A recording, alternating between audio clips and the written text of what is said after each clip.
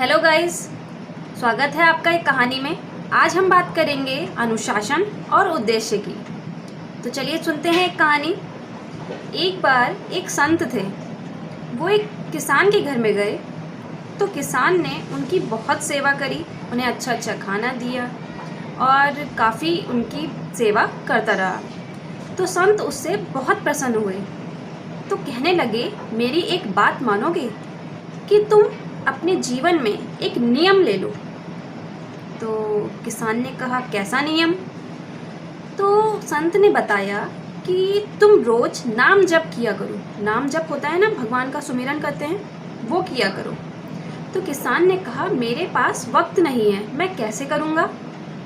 तो संत ने कहा, अच्छा नाम जप नहीं तो कम से कम भगवान की एक बार दर्शन ही कराया करो, उनकी शक्ल ही दिखाया करो, दिन में बस एक बार, लेकिन रोज।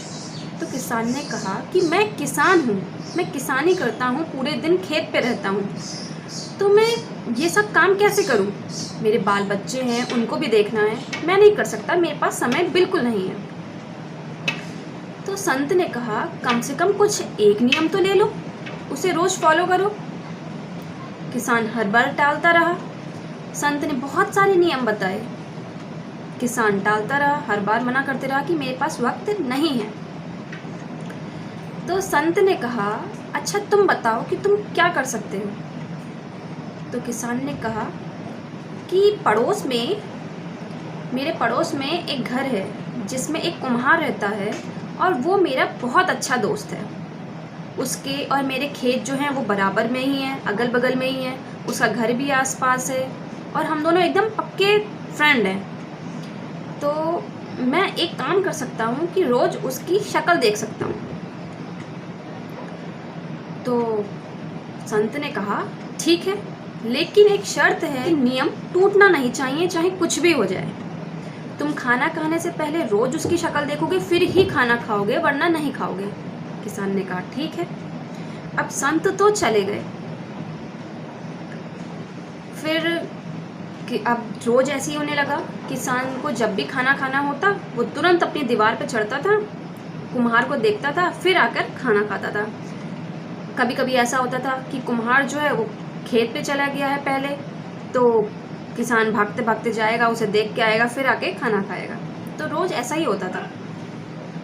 एक बार क्या हुआ कि जो कुम्हार था वो मिट्टी लेने के लिए चला गया। अब किसान को जल्दी जल्दी खेत पर जाना था। उसने कहा, लाओ खाना दो। अब वो जब तक खाना लगा, उसने कहा, मैं दीवार पे चढ़ के कुम्हार को देख लेता हूँ। उसने देखा कुम्हार घर में नहीं है। अब वो खाना कैसे खाए, उसे खेत पे जल्दी जाना है।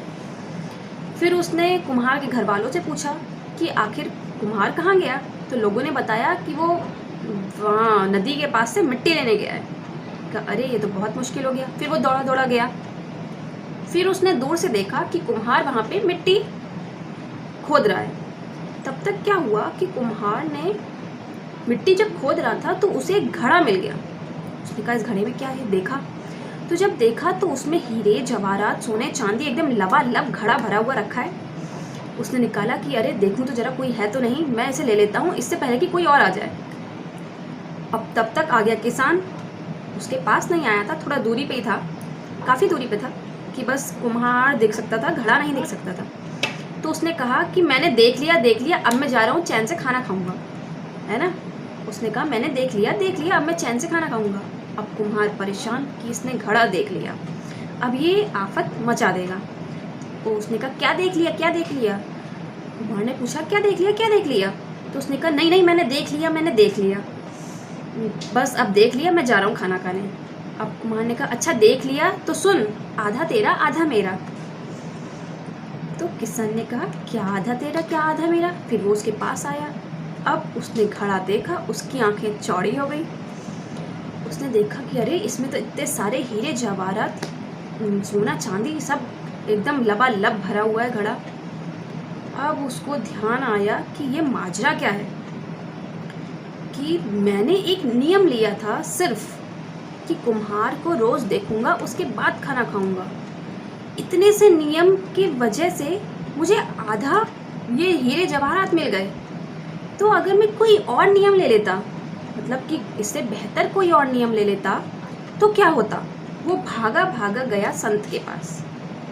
उसने संत को सारी बात बताई कि क्या हुआ। संत ने कहा कि वही मैं इसलिए तुझसे कह रहा था कि तू कोई एक नियम ले ले और उस पर काम करते जा। जब हम किसी नियम पे, किसी उद्देश्य पे काम करते हैं तो हमारा फोकस जो होता है वो उस उद्देश्य पे होता है कि हाँ, हमें उसे पूरा करना है। और जब तक हम उसे पूरा करेंगे नहीं तब तक हमें चैन मिलेगा नहीं। और जब हमें वो उद्देश्य पूरा हो गया तो हमें क्या मिलेगा? एक घड़ा जो भरा होगा हमारे खुशी से। क्या पता वही हीरे जवाहरात से, सोने चांदी से भरा हुआ हो। तो जीवन में एक उद्देश्य का होना बहुत ज़रूरी है और अनुशासन, इसमें रहकर ही वो उद्देश्य पूरा किया जा सकता है। तो दोस्तों, कैसी लगी आपको ये कहानी? हमें कमेंट करके ज़रूर बताइएगा और हमारे साथ बने रहिए एक कहानी में। शुक्रिया।